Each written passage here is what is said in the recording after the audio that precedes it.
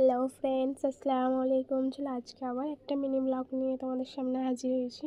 তো আজকে যাচ্ছিলাম পান্ডুয়া। তো আজকে শপিং করতে যাওয়ার জন্য আমার দিদির সাথেই যাচ্ছিলাম পান্ডুয়া। তো ভাবলাম তোমাদের সাথে ব্লগটা একটু শেয়ার করি।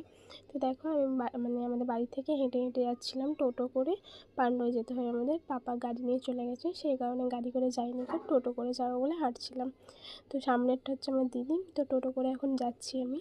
তো টোটোতে আসার পথে আমি বললাম তোমাদের সাথে এই শর্টটা একটুখানি শেয়ার করব।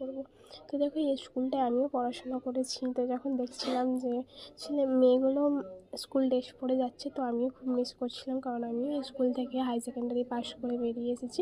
তো এখন আমি স্কুলে ঢুকতে পারি না, কারণ আমি এখন কলেজে পড়ি, সেই কারণে। তো স্কুলটা দেখো তুমি কারা কারা পড়েছো এই স্কুলে, পান্ডুয়া রাধারানী গার্লস হাই স্কুলে, তো আমাকে অবশ্যই কমেন্ট করে জানিও। তো দেখো আমি স্টেশনে চলে এসেছি, রেল লাইন টপ করছি।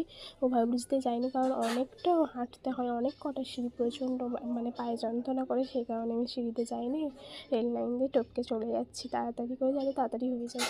তো ফাইনালি পান্ডুয়া স্টেশনে চলে এসেছি। এবার এখান থেকেই টোটো ধরে স্টাইল বাজার যাব।